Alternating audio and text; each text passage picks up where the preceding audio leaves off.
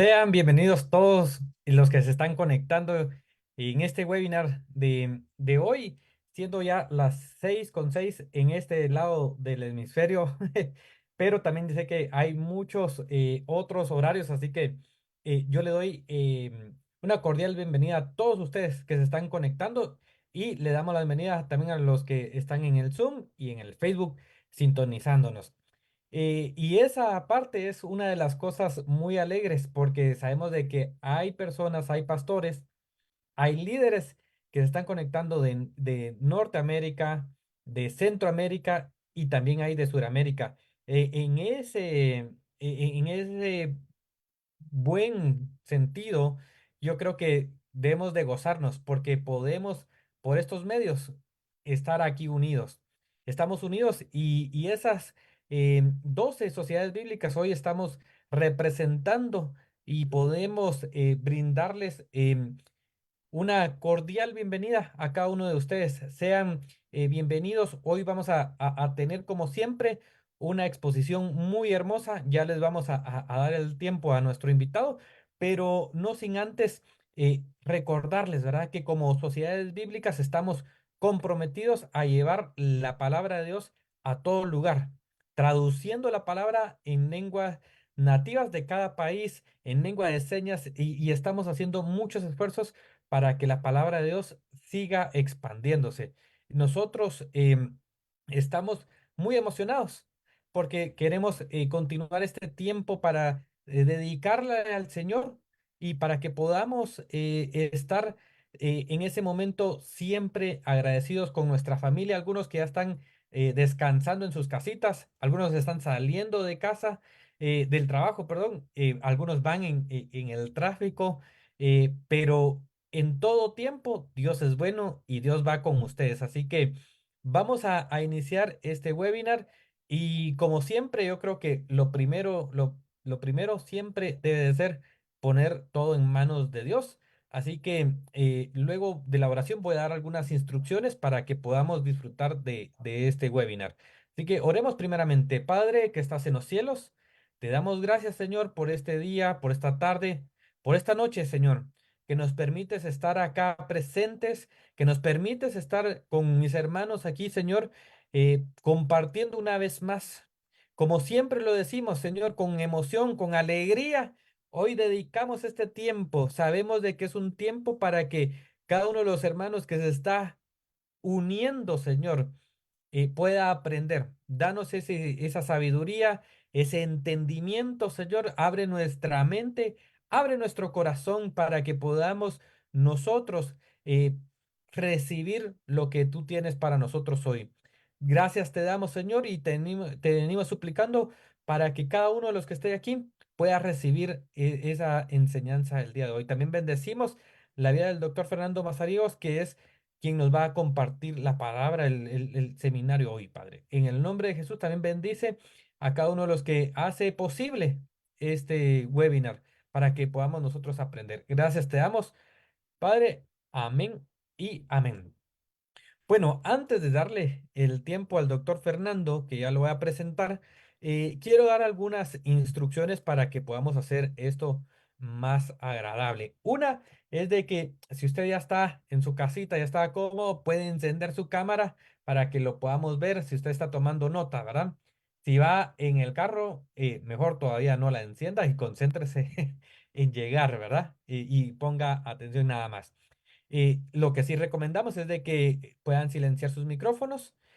Voy a también pedirles a que puedan colocar su nombre en el chat y de qué país nos están sintonizando, en qué país viven, para que al final podamos elegirlos en un sorteo y puedan ustedes ser parte del sorteo de un recurso bíblico. También vamos a dar un tiempo al finalizar de preguntas y para eso quiero que puedan hacer las preguntas en el chat que dice preguntas. Ahí uno de nuestros hermanos va a colocarse y va a tener el nombre nombrado como preguntas. Así que, por favor, a él le pueden enviar las preguntas porque él va a estar eh, recopilando las preguntas y después vamos a hacerlas ya al final. Bueno, y ahora sí, yo quiero presentar al doctor Hugo Fernando Mazareos, como Pablo también lo conoce.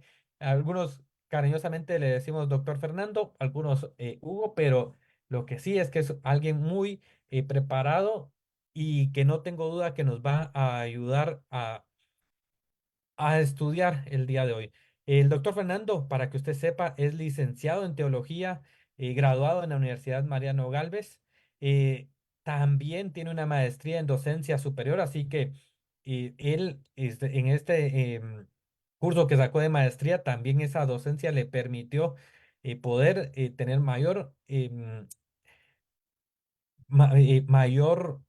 soltura, porque también me recuerdo, y aquí no lo tiene doctor Fernando, así que lo voy a actualizar, pero él me contó también que incluso, aparte de esta maestría en docencia superior, también tuvo otra maestría en poder dar estudios en Zoom. Ahorita por la pandemia, también ahí tomó un subcurso para poder ser más dinámico en esta parte de Zoom.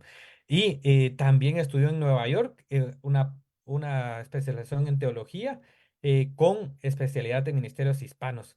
Así que el doctor tiene una experiencia vasta y no terminaría aquí, así que yo quiero darle el tiempo al doctor Fernando, ¿verdad? Porque yo sé que hoy nos tiene un tema muy lindo.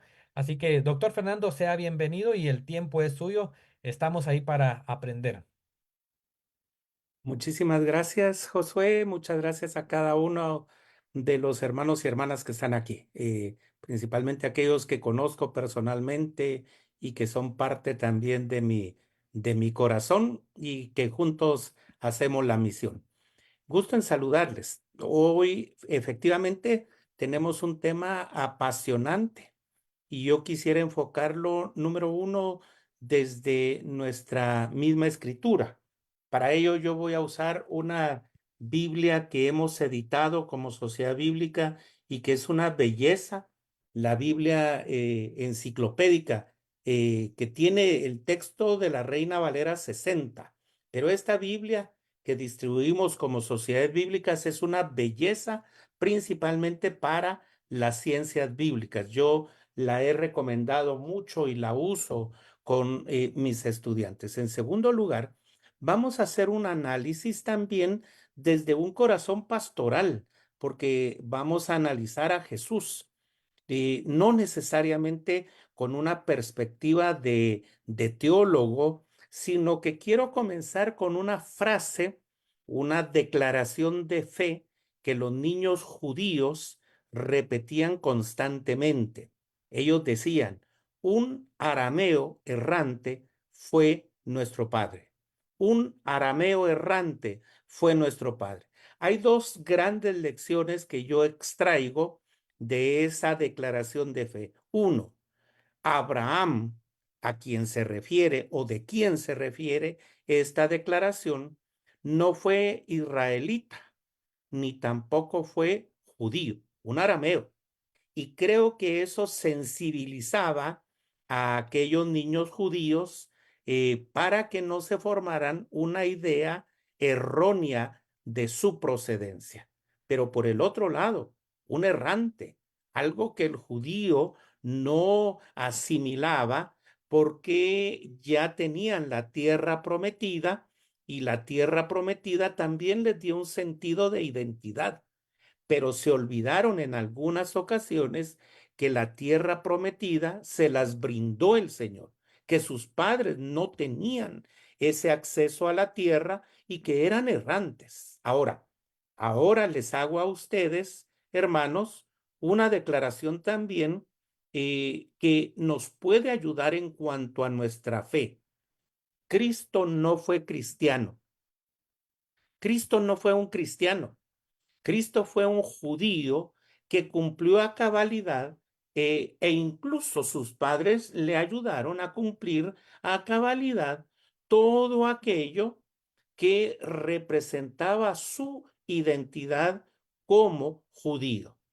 Recuérdense que a veces hemos tomado pasajes para ritos evangélicos o en el lenguaje nuestro para oficios evangélicos, pero que representan parte de la identidad de un judío, como cuando extraemos de Lucas la presentación de niños, pero se nos olvida que el texto dice que era un rito judío de la purificación tanto de José, de María, y que el niño que había abierto matriz era un judío, niño judío que lo llevaron al templo, que 8 días de nacido fue circuncidado y porque la Torá decía que era varón, a los 40 días lo llevaron para presentarlo al templo porque su papá y su mamá necesitaban ser purificados por el sacerdote. De ahí hemos tomado nosotros un rito evangélico u oficio evangélico de la presentación de niños. Pero Jesús fue un judío, un buen judío. Ahora, el asunto es que después de los 40 días de su presentación o el rito, el cumplimiento de la purificación de José y María, él se convierte muchos años adelante en un buen maestro y en un buen predicador, pero le precede ser un buen judío como tal.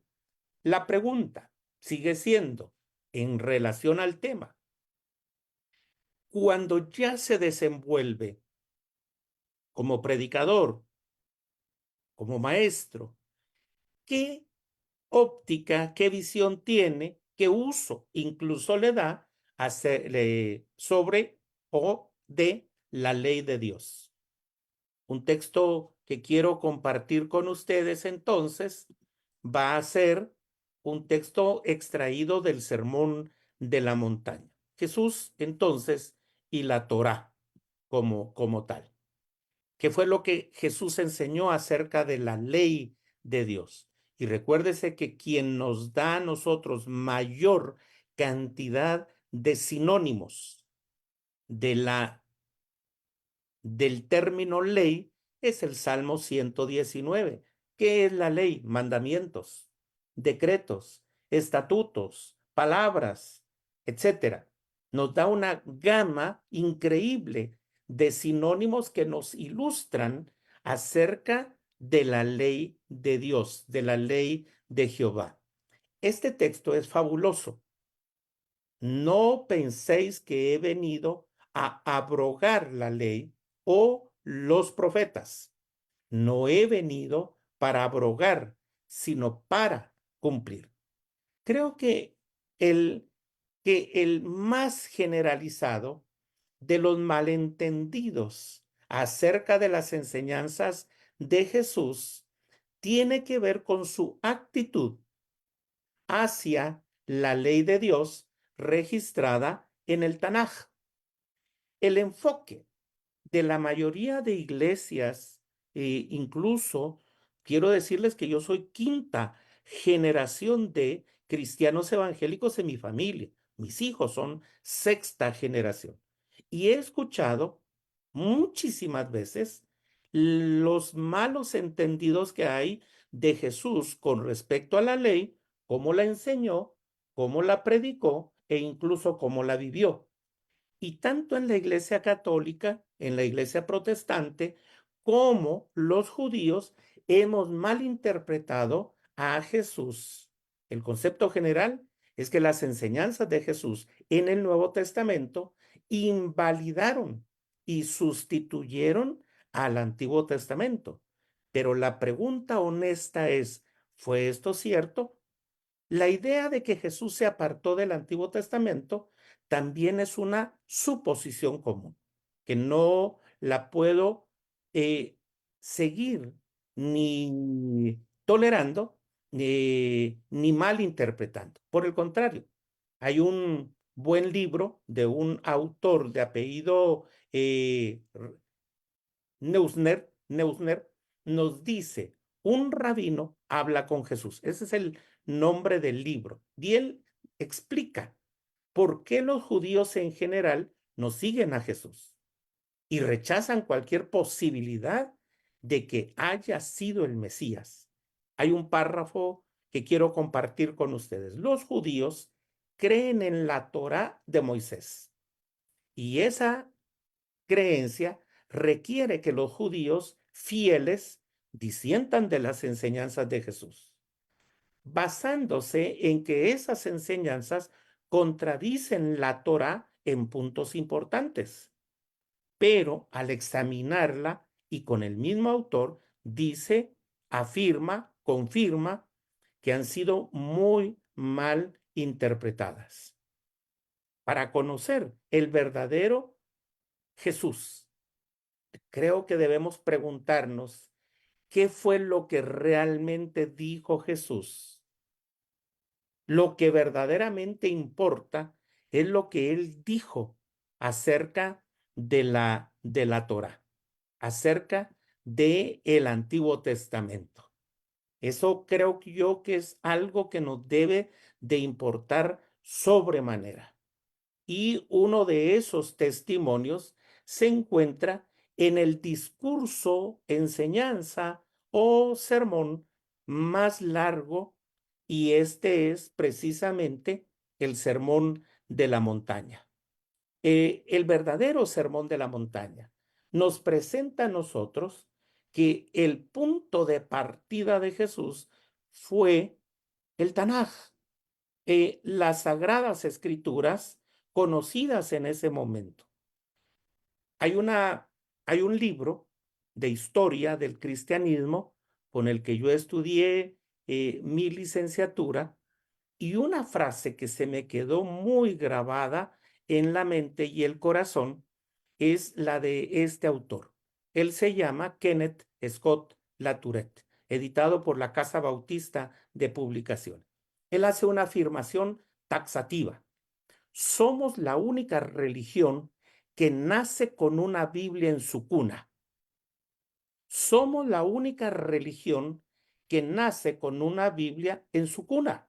Se está refiriendo al Antiguo Testamento en nuestro lenguaje. Es más, cuando nace el cristianismo como tal, ya tenemos no solo la escritura en un idioma vernáculo de quienes han confesado esa fe, o sea, en hebreo, algunas partes en arameo, sino que además, unos 300 años antes de que nazca el cristianismo, ya tenemos incluso hasta una traducción que es la versión de los 70, ¿verdad? A veces nosotros quienes enseñamos, predicamos, tendríamos que preguntarnos, cuando el funcionario de la reina Candace guía su coche al desierto y tiene una copia de Isaías, hace una lectura, la pregunta es, ¿y en qué idioma está leyendo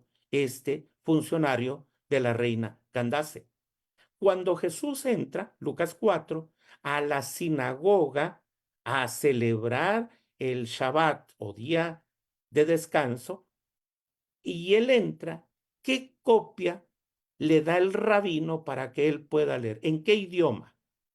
En el idioma griego koiné con el que se tradujo la Septuaginta.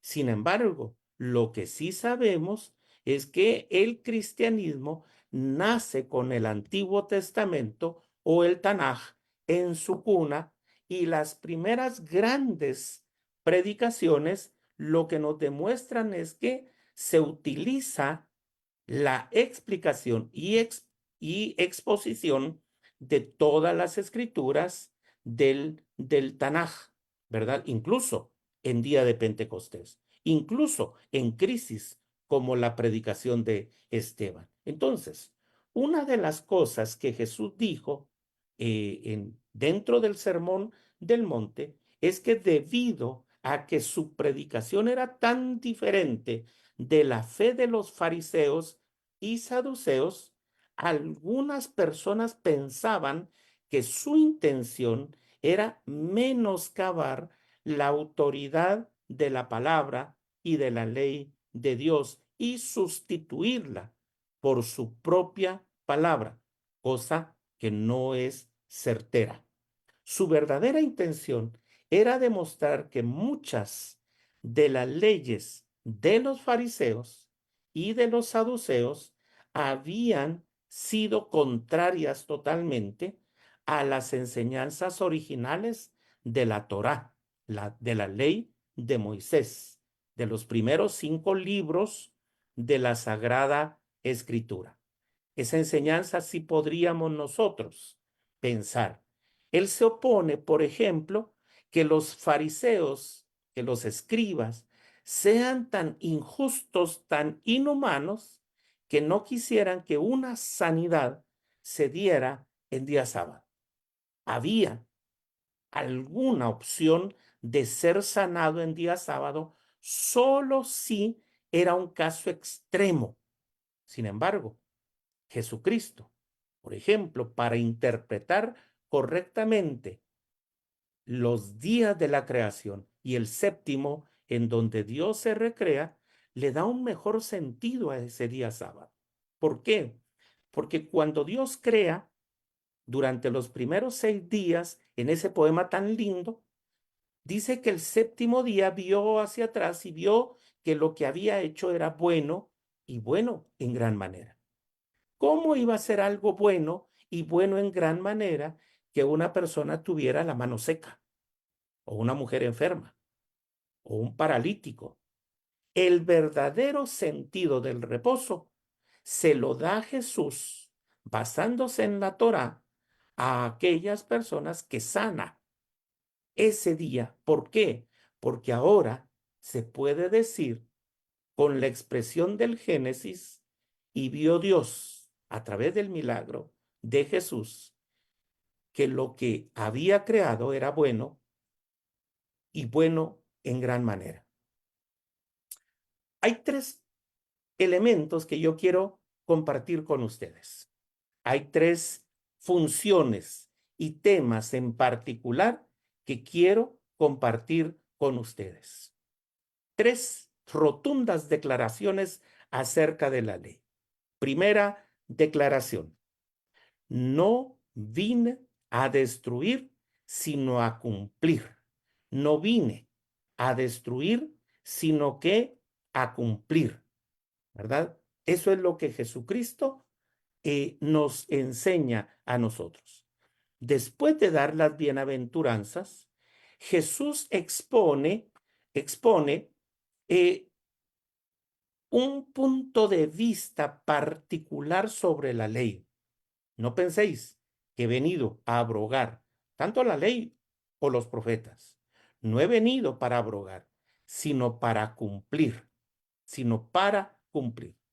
Aquí vemos de inmediato que Jesús no tenía la intención de anular la ley.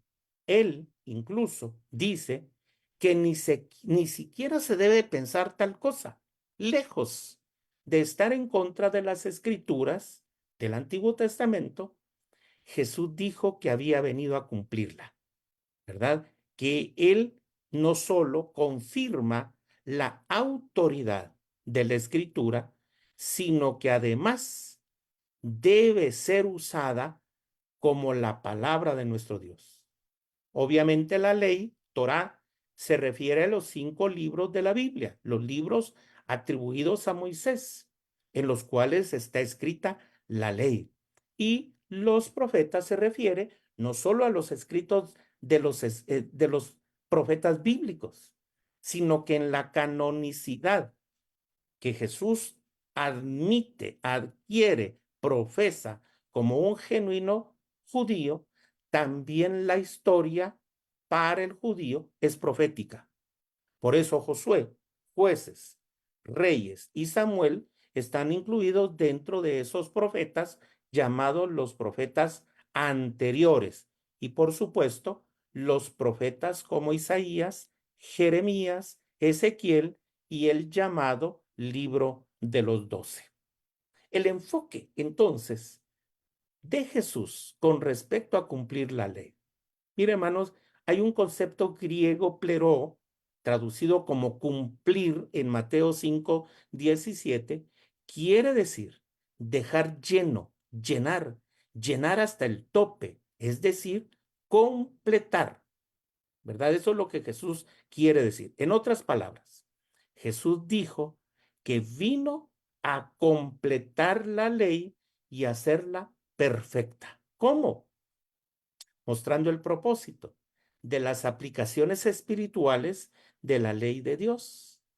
El significado es claro en el resto del capítulo, en donde vemos que Jesús mostró el propósito espiritual de ciertos mandamientos específicos, ¿verdad? De ciertos mandamientos específicos. ¿Qué es, por ejemplo, el cumplimiento de la ley? Tal como lo reza el Deuteronomio: amen a Dios por sobre todas las cosas y amen a su prójimo. Jamás la ley nos puede separar del gran amor de Dios. Jamás la ley nos puede, o lo podría decir de esta manera, jamás la ley está diseñada para odiar al prójimo. Y eso es lo que vino Jesucristo a, a asumir, a interpretar y a aplicar. Por ejemplo, uno de los textos lindos que nos enseñaron a quienes pasamos toda nuestra vida en la iglesia, nos enseñaron en la escuela dominical. ¿Cuál fue el primero que nos enseñaron, que yo recuerdo? Porque de tal manera amó Dios al mundo, que ha dado a su Hijo unigénito. De tal manera. Una frase tan sencilla y tan compleja de poder interpretar, porque es un amor tan completo, tan profundo, tan poco interpretado correctamente y a la vez tan bien aplicado, que nosotros tenemos la evidencia y el testimonio del amor de nuestro buen Señor. Ahora,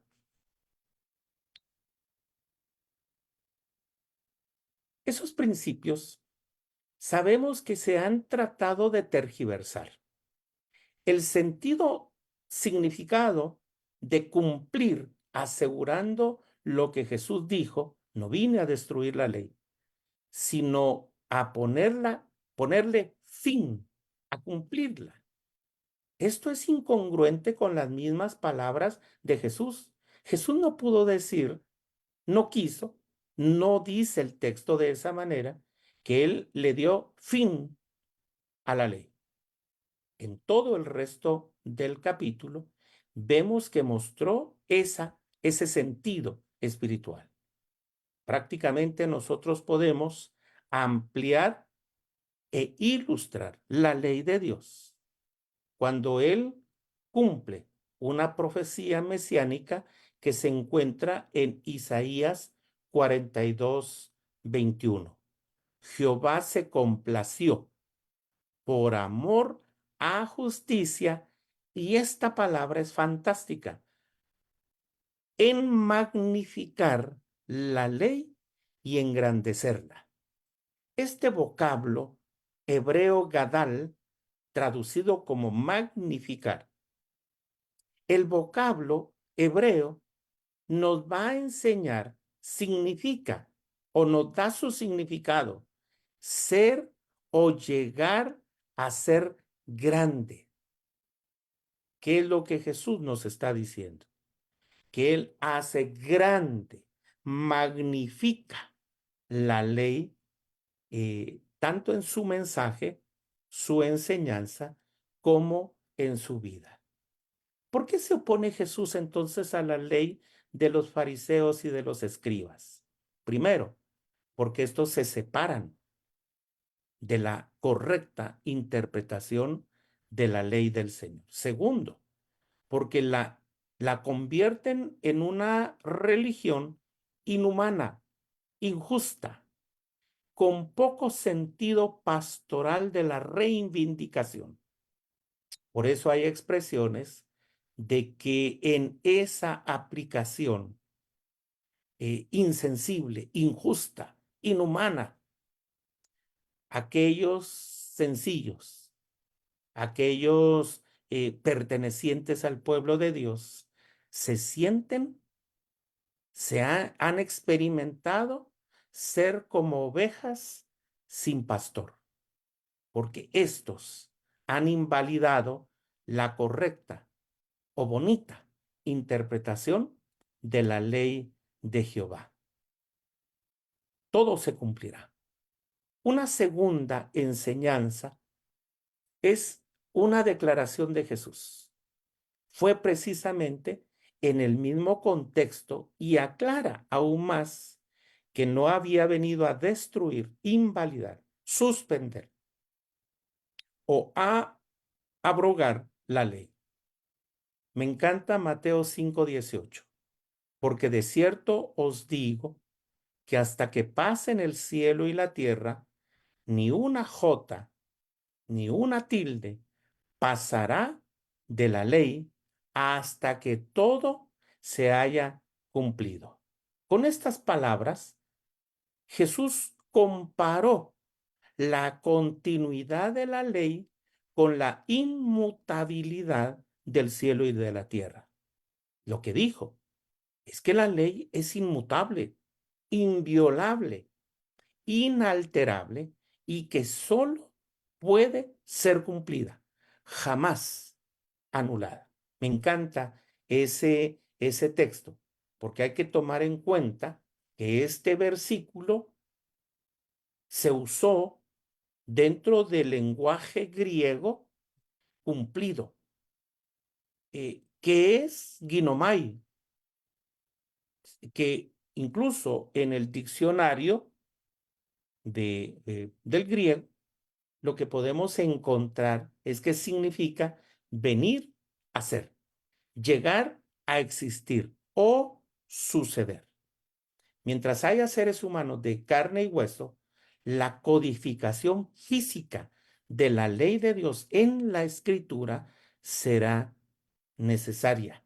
Esto es, hasta la conclusión absoluta del plan de Dios para glorificar a la humanidad en su reino, y aún así tendrá vigencia permanente la Sagrada Escritura y en este caso que nos estamos refiriendo a la ley del Señor.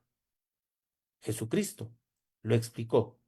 Es tan cierto como la continuación de la existencia del universo como tal.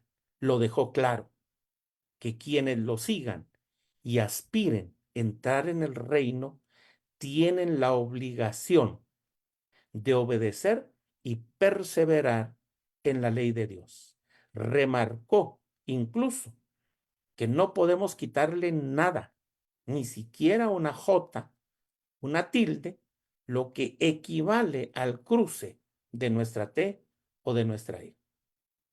Jesucristo lo que hizo al momento de hacer suya la palabra del Señor y de vivirla con esa ética que lo caracterizó, superó a los escribas y a los fariseos como tales.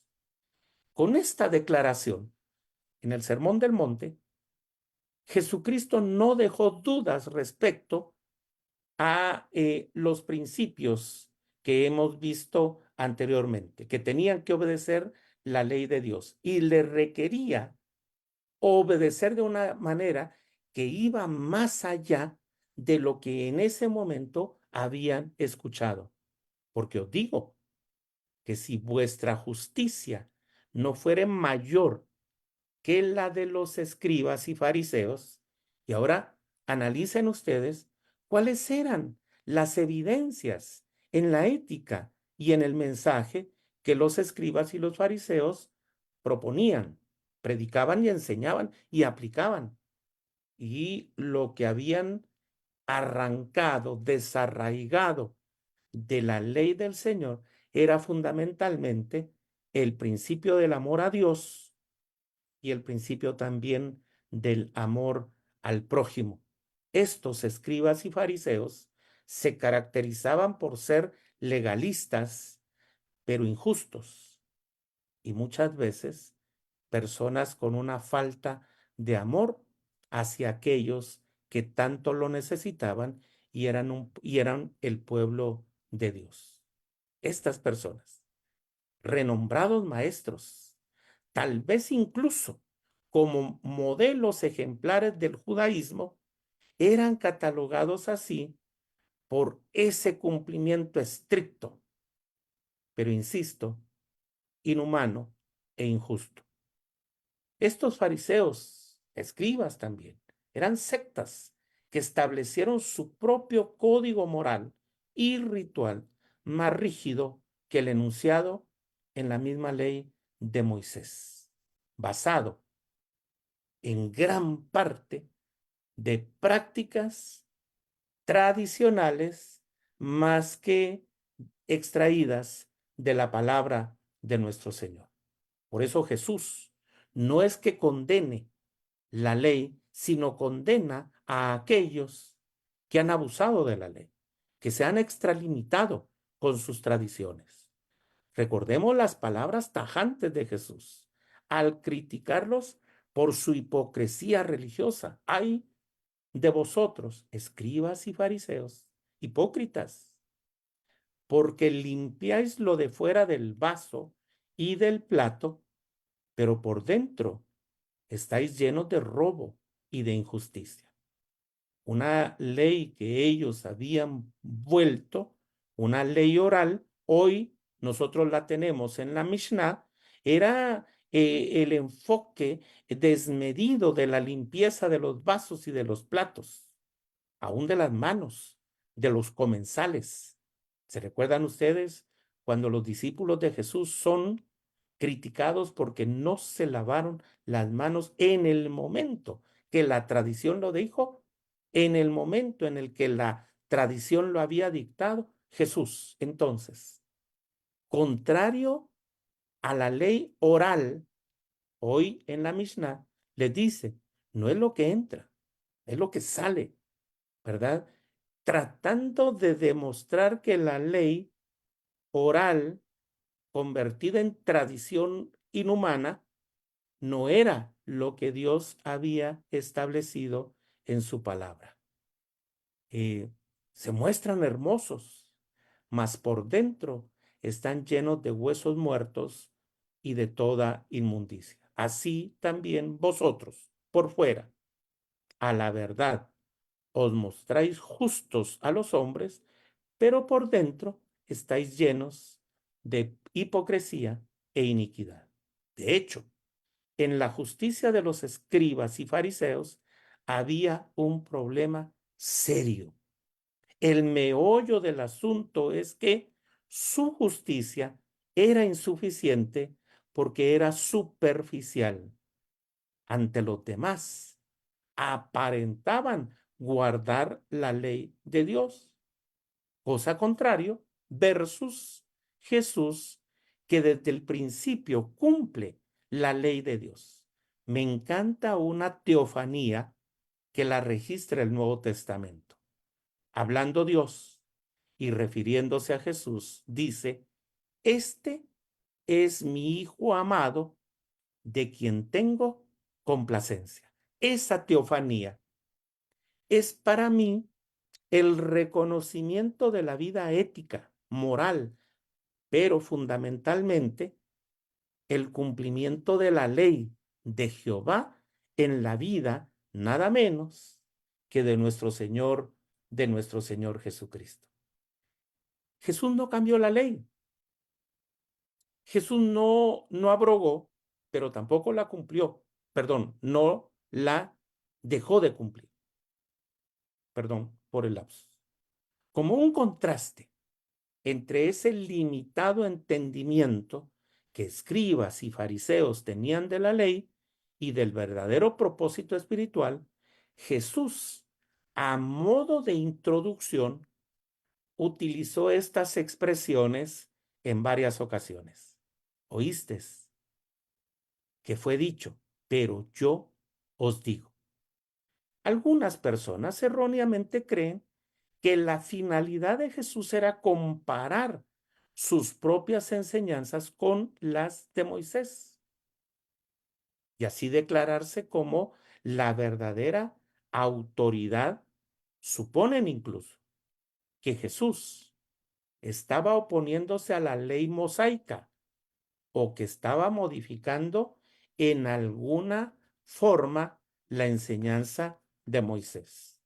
Eso es un error de interpretación, porque resulta difícil pensar que Jesús acababa de declarar clara y enfáticamente la permanencia de la ley y que hiciera hincapié en su gran respeto hacia ella, que en este momento estuviera socavando la autoridad de del Tanaj con otras explicaciones.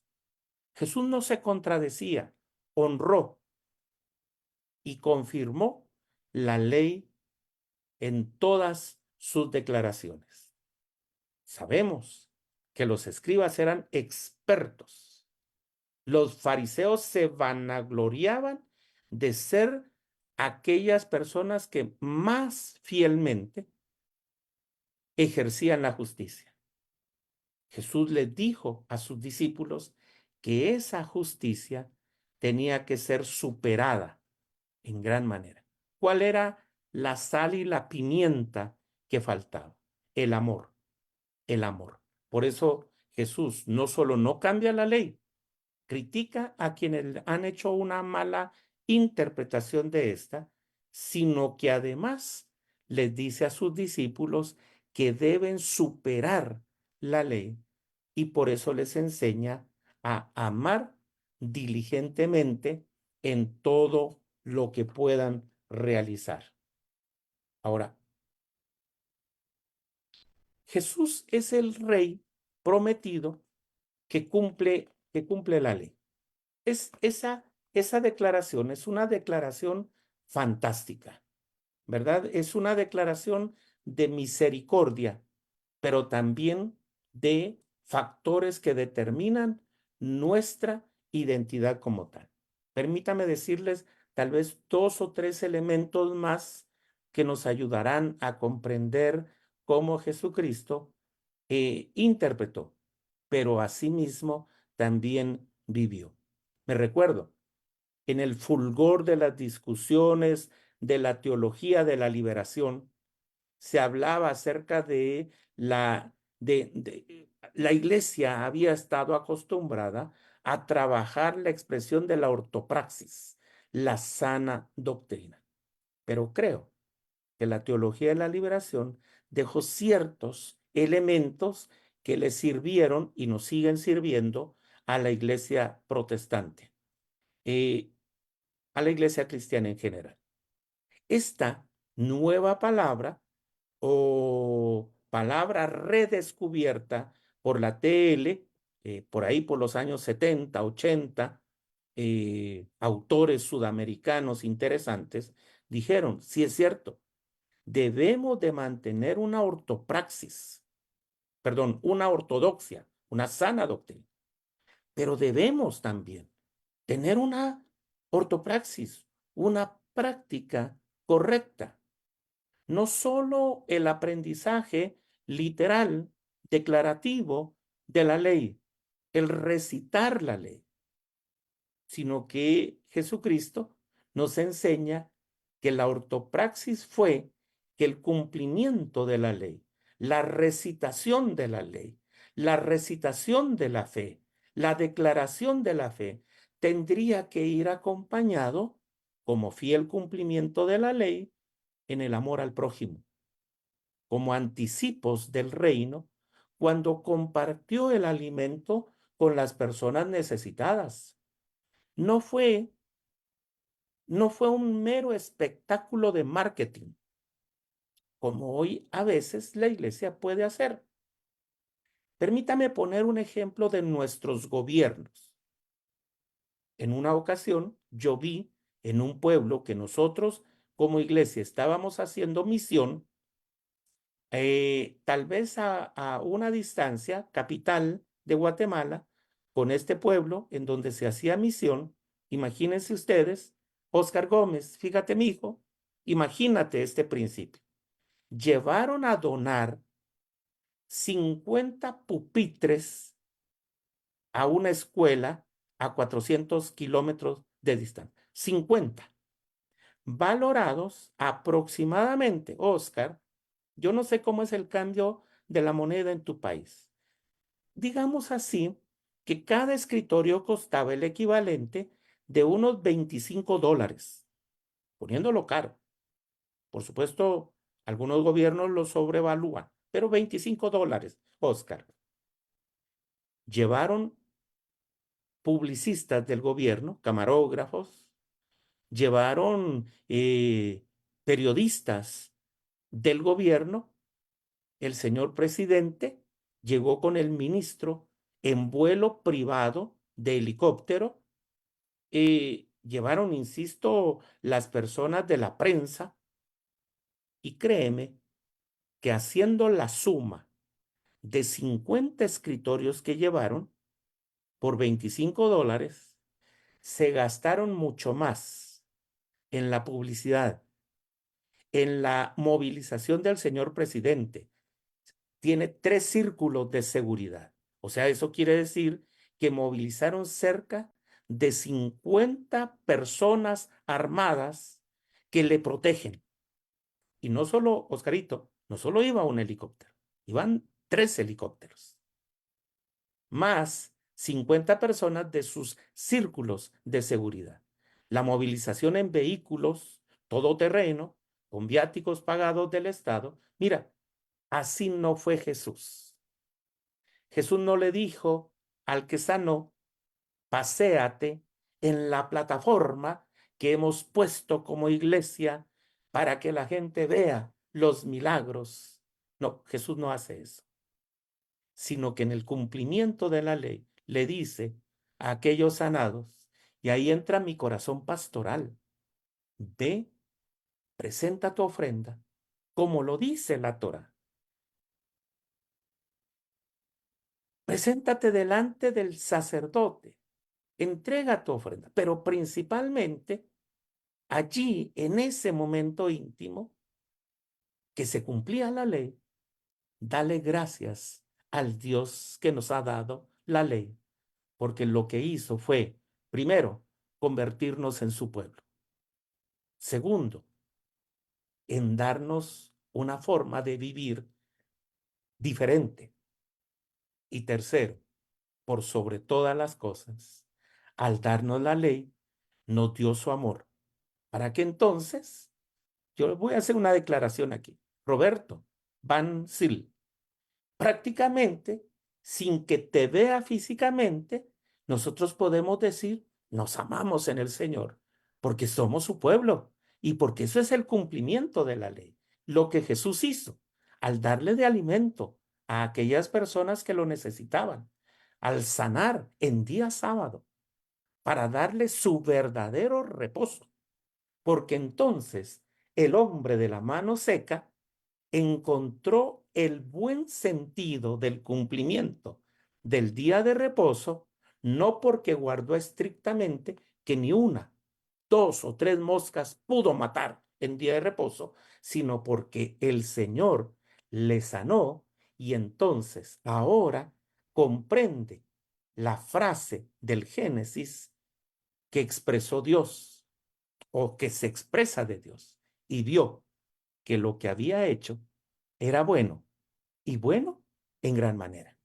Concluyo diciendo: Jesús es un perfecto judío que ha estudiado, que ha aprendido la ley, que esas palabras, frases que los profetas repetían: vino a mí palabra de Jehová diciendo, más de 360 veces aparecen en las 60 esa expresión. Esa expresión, Jesús ahora la comprende, primero, porque Él es la palabra. Él es el cumplimiento de la ley. Segundo, porque ha recibido la palabra escrita ahora, ya no solamente de manera oral, es heredero de la palabra escrita. Él es la palabra encarnada. Él es la palabra, el cumplimiento de la palabra escrita, aquella que recibió Moisés y también los profetas y que cantaron los salmistas. Y ahora nos da a nosotros la bendición de que esa palabra sea continua en nuestro púlpito y en nuestra cátedra, ¿verdad? Así que el Señor les bendiga y les guarde en todo momento y que comprendamos que Jesús fue un fiel cumplidor de esa palabra revelada por nuestro buen Señor. Un abrazo y, por supuesto, algunas preguntas que Josué va a responder. Muchísimas gracias, doctor Fernando Mazariegos. Qué gusto volver a saludarle y qué bendición este encuentro con usted. Siempre una bendición escucharle y tenerle entre nosotros. Antes de pasar a las preguntas, que vaya que hay preguntas en el chat, debo de decirlo, me gustaría que me permita hacer un breve anuncio sobre las clases de los diplomados en Antiguo Testamento que estamos ya iniciando el día de mañana y les tenemos una excelente noticia. Los queremos invitar a que por favor nos compartan, todos aquellos que quieran entrar a la primera clase de manera gratuita, por favor compártanos sus números de WhatsApp ahí en el chat. Queremos contactarles, nuestros administradores de ahí del campus virtual van a estar tomando los datos y les van a estar mandando la liga de acceso para que puedan tomar esta primer sesión totalmente gratis. Queremos conocerles, queremos verles por allá y queremos ser bendecidos con su retroalimentación. Entonces, por favor, los que quieran ingresar gratis a esta primera sesión, compártanos sus números de WhatsApp. Y ahora sí, doctor Fernando, vamos a las preguntas. Quiero puntualizar. Buscamos de alguna manera, dada la cantidad de preguntas, unificarlas, plantearlas en dos o tres cuestionamientos y obviamente pues dándole preferencia a las que tienen que ver directamente con el tema. La primera pregunta, doctor, llamó mucho la atención esta frase que usted cita de un arameo errante fue nuestro padre, haciendo referencia a Abraham, y que recuerda la identidad vinculante de la ley, ¿no?, con la tierra prometida y el papel que ésta representa, ¿no?, en las diferentes etapas y mensajes a lo largo de todo el Antiguo Testamento, ¿no?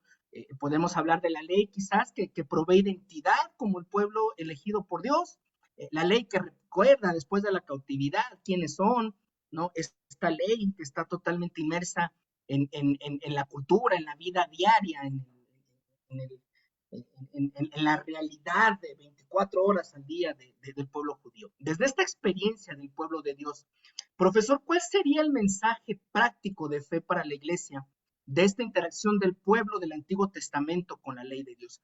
¿Qué podemos aprender de este pueblo que asume una cultura, una identidad en torno a la ley de Dios? Muy bien, permíteme, por lo menos ahorita que estaba pensando, en tres líneas de respuesta. Uno fue una experiencia que tuvimos con el profesor John Stott cuando vino a Guatemala, y posteriormente de los seminarios que él nos impartió, surgió ya su libro de la contracultura cristiana, evaluando, haciendo un análisis del Sermón de la Montaña. No es mía, sino que es del profesor John Stott, cuando él afirmó que nosotros somos llamados en primer lugar, a ser una cultura diferente, ¿verdad? Dios nos arropó su palabra con un pueblo que tiene su propia identidad. Yo no danzo porque no soy judío, por ejemplo, ¿verdad? Yo bailo el son, ese es el baile guatemalteco, ¿verdad? Soy puro guatemalteco, dice una de nuestras canciones, y me gusta bailar el son. Así lo dice una canción típica. ¿Por qué? Porque lo que el profesor John Stott nos quería decir es: descubran dentro de la Sagrada Escritura todo aquello que arropa al pueblo judío, pero que en esencia o en sus principios los puede arropar a ustedes en su cultura. Eso me encantó, porque entonces, tal como lo dice al pueblo, el Antiguo Testamento le enseña al pueblo judío, uno es a recuperar su propia identidad. Dios quería que fuera su pueblo, pero les brinda cultura, les brinda hasta un menú una comida. ¿Se han dado cuenta? A los estudiantes de teología yo les decía, de repente alguien, tal vez yo soy comilón, ¿verdad? Les confieso, pero a alguno le puede llamar el apetito de hacer una tesis sobre las comidas en la Biblia. Ah, interesante. Los menús, los significados, ¿verdad? Por supuesto, eso estaba alrededor del contexto de una cultura. Primero, entonces, no son aquellos ropajes culturales, no. ¿Cuál es la esencia de esa ley? Y el doctor Stott afirmaba que la esencia quiere decir una nueva humanidad, una nueva cultura, con los principios de vida que están establecidos en la ley de Jehová. Otra idea que el doctor John Stott nos compartió en esa ocasión fue algo muy interesante, bien bonito, bien especial. Jesucristo creó una nueva humanidad. Por eso la resurrección, primicia de los que durmieron, es un anticipo precisamente de esa humanidad que no solamente es un libramiento de dolor, como se afirma en los velorios, no, es algo más que eso. Hoy yo soy cristiano. Hoy yo tengo una forma diferente de concebir el mundo y hoy tengo también un desafío que presenta este mundo. Y voy a terminar la tercera línea con un pensamiento que se presentó como contrario al cristianismo de Federico Nietzsche, ¿verdad? Cuando escribe también dentro de sus tesis y llama anticristo aquel que interpreta a nuestro Señor Jesucristo. Pero para mí no se convierte ni Pablo, a quien alude, ni a nosotros, anticristos porque intentamos interpretar a Cristo, pero sí se presenta como un desafío el volver a interpretar a Cristo y a este, desde lo que dijo, desde lo que predicó, desde lo que enseñó, pero también de lo que compartió con esas personas. Termino con un dicho muy popular en Guatemala que no es bíblico. Aquí en Guatemala, mi abuelita, esposa de pastor, decía, dime con quién andas y te diré quién eres.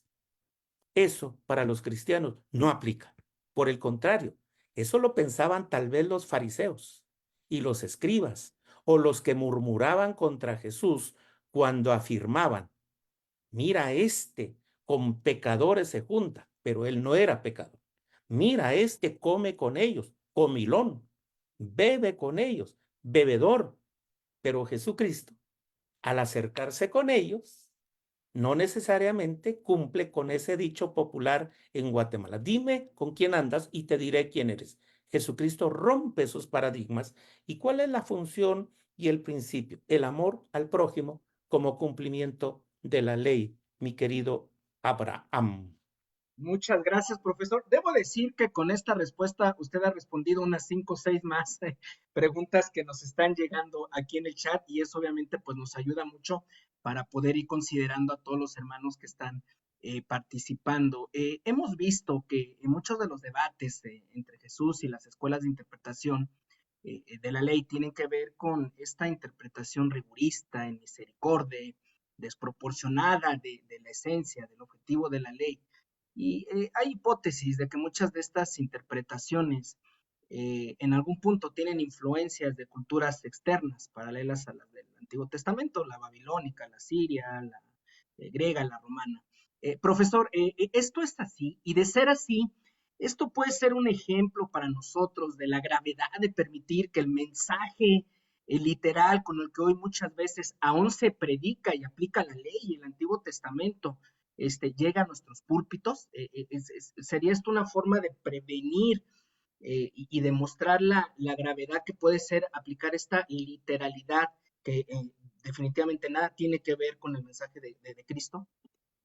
Sí, me encanta, solo anótenlo. Ese pasaje, no para que lo leamos por tiempo, pero anótenlo. Primer libro de Samuel 9:9. Anótenlo, por favor, y léanlo posteriormente. En la Biblia Jerusalén, por ejemplo, Se va el pasaje de esta manera. Primer libro de Samuel, verso 1 al 8. No aparece el 9 y se va al 10. En nuestras Biblias, como la Reina Valera 60, sí se incluye, pero se incluye encerrada en un paréntesis. ¿Cuál es la razón? La historia dice esto, que se perdieron las burras del papá de Saúl. Este es enviado a buscarlas con el mayordomo, pero se están alejando y Saúl le dice al mayordomo, regresemos a casa, porque mi papá va a estar preocupado que no encontramos las burras, pero también que nosotros no regresamos. Y el mayordomo le dice, tengo una idea, tengo una idea. Genial el mayordomo. Sigamos. Y adelantito, adelante de nosotros, está el vidente, Ruaj. Van y lo que hace el vidente es ungir a Saúl como rey. Pero el paréntesis dice esto, al que conocemos hoy como profeta, Naví, antiguamente le llamábamos Ruaj vidente. ¿Por qué esa nota aparece en el texto? Ese es algo que el copista nos dejó, y para los traductores bíblicos, para nosotros como sociedades bíblicas, nos enseña varias lecciones. Primero, el lenguaje evoluciona. Mi abuelita se murió sin conocer, fíjate Daisy, V, no sé cuál es tu apellido, pero a ti te lo dedico. Mi abuelita se murió sin conocer la expresión googlear, Wi-Fi. Lo que hacen ahora los jóvenes, entran a un restaurante, Rolando, ¿y qué es lo primero que piden? ¿Me puede dar la clave del Wi-Fi? Mi abuelita murió sin ese lenguaje. El copista se da cuenta que el lenguaje evoluciona y se lo explica a las nuevas generaciones a quienes les está dirigiendo la copia del libro de Samuel. Esa es la primera lección. El lenguaje evoluciona. Dos, el lenguaje no solo evoluciona, sino las funciones, en este caso ministeriales, del Ruaj y el Naví, el vidente y el profeta. Y número tres, toda cultura también tiende a desarrollarse. ¿Por qué te digo esto, Abraham? Porque precisamente las ciencias bíblicas, estos diplomados que se están eh, promocionando, que son una virtud, nos van a enseñar a analizar la Biblia desde la sociología y desde la cultura, desde el análisis de las lenguas comparadas y culturas comparadas. ¿Y qué es lo que nos llama a nosotros, el Señor, la ciencia y la actualidad, a extraer los principios, a analizar la cultura, a analizar el idioma, a analizar las costumbres y a analizar también el contexto, para que entonces ese menú y ese abanico sea el entorno, pero que el texto, el principio, la enseñanza sea lo que nosotros extraigamos como de una de una fruta jugosa que nos dé el buen sentido, sabor, que nuestro paladar disfrute la esencia, no la cáscara, porque la cáscara, sin menoscabar, es la cultura ajena a nosotros, el idioma ajeno a nosotros, las costumbres ajenas a nosotros, pero que la esencia sea la enseñanza para nosotros. Espero darme a entender ahí con el hermano que hizo la pregunta, hermano Abraham. Claro que sí, doctor Fernando, eh, creo que esto que usted plantea tiene también mucho que ver con muchas otras de las preguntas que nos están llegando respecto a la ley en cuestiones, la ley ceremonial y las cuestiones doctrinales, litúrgicas para hoy, ¿no? El hasta dónde sí, el hasta dónde no aplicar estas prácticas a nuestra forma de celebrar el culto. Profesor, hay una pregunta que me llamó aquí muchísimo la atención un planteamiento bastante interesante. Nos pide alguno de los participantes si pudiera usted exponer algo, un comentario sobre al contexto judío después de la destrucción del templo en el 70 aproximadamente después de Cristo, a quienes el mensaje de Jesús y la Torá les anima al cumplimiento de la ley de Dios ante las pérdidas de los rituales, de la ceremonia. El expositor, perdón, el hermano pregunta, ¿es el Evangelio de Mateo una consolación al pueblo judío? ¿Sería una interpretación de la ley Muy bien, escatológica incluso? Uh -huh. muy bien, muy bien. Pero partamos del primer templo. El primer templo construido en el décimo siglo antes de Cristo, lo que nos va a enseñar y que el judío, no el cristianismo, el judío afirma y confirma que no tenían la ley escrita. Bueno, del siglo X pasamos nosotros a unos 30 años, 25 años, en los que Nabucodonosor todavía no había rodeado ese primer templo. Los carpinteros estaban remozando el templo y de repente el rey les dice, miren a los sacerdotes, por favor, así somos, ¿verdad? Los teólogos, los pastores, vayan a ver si cayeron algunas ofrendas para pagarle a los carpinteros. Estos regresan y los judíos lo registran como un evento sobre espectacular. Regresan, no con ofrendas, porque no lo dice el texto, con un libro escrito, con el rollo de la ley. Y cuando se lo leen al rey, el rey se rasga las vestiduras y dice, válgame Dios lo que nos hemos perdido. Se encuentra la Torá. Muy bien. En el año 597, ese templo que habían remozado unos 40, 35 años atrás, es destruido. 586, 587. Luego, por decreto del rey Ciro, sale ese comando de personas a reconstruir muralla, Jerusalén, pero también el templo. ¿Qué novedoso hay en el segundo templo? Cuando Esdras se percata, y esa es una de nuestras misiones como sociedad bíblica, que el pueblo no habla el idioma hebreo, no solo enseña, produce material, sino que ahora en el templo hay palabra de Dios. Bueno, además, en el exilio, el pueblo judío también se convierte en el pueblo del libro. ¿Se recuerdan en Sudamérica, ustedes que tuvieron esa bendición de que algún misionero escocés como don Juan Mackay tuviera esa frase célebre, somos el pueblo del libro? La iglesia es el pueblo del libro y desde el exilio, la experiencia en Babilonia y el exilio le dio al pueblo la oportunidad de tener la palabra de nuestro buen Dios escrita y predicada también. ¿Por qué creen ustedes que los salmos están divididos en 5 libros? Que arriba del Salmo 1 dice libro 1. Libro 2, libro 3. ¿Cuál fue la razón? Algunos piensan que Esdras fue el compilador, el mismo que reconstruyó templo. Pero a veces la reconstrucción del templo la hemos reducido a edificio. Reconstruyó identidad, culto, predicación y palabra.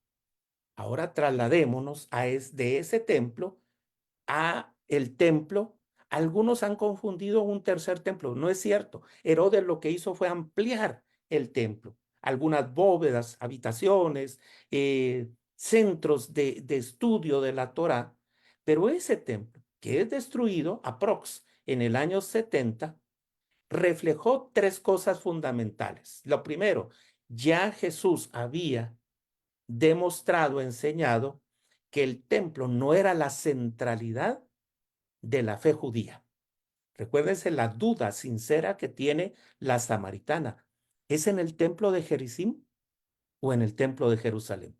¿Es el Pentateuco samaritano o el Tanaj? Y el Señor dice, miren señores, no es el templo, ¿verdad? Ni siquiera. El templo como tal tendría que ser el centro de la adoración. El verdadero adorador ahora me adorará en espíritu y en verdad. Claro que entonces ahora, como también lo interpreta el autor desconocido de la carta a los Hebreos, Cristo es nuestro templo. Es promesa, es escatología profunda. Y termino, Abraham, con esta duda que les quiero plantear. En nuestra Biblia, nosotros terminamos el canon del Antiguo Testamento con Malaquías. Y la gran profecía de Malaquías con la que se cierra nuestro Antiguo Testamento, no lo digo con presunción, sino que lo digo más que todo por el tema de identidad, termina con esta profecía: os nacerá el sol de justicia. Pero si usted revisa el Tanaj y el canon del Antiguo Testamento, según el judío, ¿con qué capítulo se cierra? Con el último del libro de las crónicas. Recuérdese que para ellos no hay primero y segundo, el libro de las crónicas. ¿Y con qué cierra el canon del hebreo, del judío? Con el decreto del rey Ciro para ir a reconstruir el templo. Quiere decir que aún el canon tiene un sentido de interpretación teológica. ¿En dónde está la fe de ellos? En la reconstrucción de un tercer templo. ¿En dónde está la fe de la iglesia cristiana con sus diferentes escuelas escatológicas en el retorno de Cristo? Cristo versus templo físico. Cristo versus tercer templo. ¿En dónde radica nuestra fe? Ya el Señor había dicho: destruyan este templo y en 3 días lo volverán a reconstruir. Que hablaba de su resurrección en la escuela a la cual, o desde la escuela a la que yo pertenezco, Abraham. Correcto. Muchísimas gracias, doctor Mazariegos. Tristemente se nos ha agotado el tiempo, siguen llegando las preguntas, pero bueno, ya hemos llegado al final, ya es muy noche en algunos países del Cono Sur y queremos respetar los horarios. Quisiera yo quedarme, si me lo permite, con una frase que usted mencionó, que siempre haya palabra en el templo, que Amén. siempre esté la palabra de Dios en el templo y lo demás creo viene por inercia. Muchísimas gracias, profesor. Seguimos Les orando. envío mi abrazo, un abrazo especial con mucho Oramos por cariño. usted. Un Amén, amén. abrazo y que sea seguramente uno más de los muchos encuentros que podamos tener con usted. Que el Señor le bendiga y dejo el espacio para los anuncios finales. Gracias, Abraham. Gracias, doctor Fernando. Eh, Nosotros sí nos podemos tomar el cafecito ahí la otra semana. Los otros vamos a seguir tomándonos el cafecito virtual. Pero gracias, doctor Fernando, por esa participación. Y yo quiero anunciar a los ganadores de hoy. Así que presten atención porque tengo aquí el listado de ganadores. Entonces, para Perú es el hermano Fermín García. Repito, Fermín García de Perú. El siguiente es de Chile. En Chile es Jorge Pedreros, sí. Repito, Jorge Pedreros, sí. Él es de Chile. De Ecuador tenemos a Raquel Pacheco. Raquel Pacheco, que es la ganadora seleccionada de Ecuador. De Guatemala tenemos a Juan Elías, hermano Juan Elías Machic. Él es de Guatemala, así que se puede comunicar aquí a la sociedad bíblica de su país. Recuerde que se debe comunicar a la sociedad bíblica de su país para poder solicitar este recurso bíblico. De Colombia, Robert Banzil de Colombia. De Bolivia, Raúl Loza Ali de Bolivia. De México, Octavio Flores. Repito, Octavio Flores. Él es de México, el ganador de México. Ya para Nicaragua, Wilfredo Céspedes. Wilfredo Céspedes, por favor, comunicarse ahí en Nicaragua. República Dominicana, Cristian José. Felicidades a Cristian José. Y por último, tenemos del representante de Paraguay, Elías Cabral. También felicitamos a Elías Cabral por este recurso bíblico que ha ganado. Así que recuerden siempre participar poniendo su nombre y el país de donde nos están sintonizando. Y pueden comunicarse a cada sociedad bíblica. Por último, tenemos que anunciar el próximo webinar que va a ser el 9 de febrero. Gracias por poner ahí, usted está viendo en pantalla, y vamos a estar hablando de Apocalipsis 13. Y para eso va a estar el docente Lino Beltrán, que es magíster en teología, así que también mucha experiencia.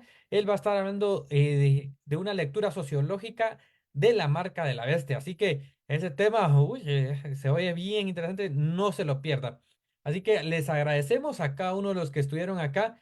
Les voy a pedir que para podernos despedir puedan encender sus cámaras y puedan abrir sus micrófonos y mencionar de qué país y despedirse, porque yo sé que es una bendición tenerlos acá con ustedes. Así que Dios les bendiga y esté siempre con ustedes.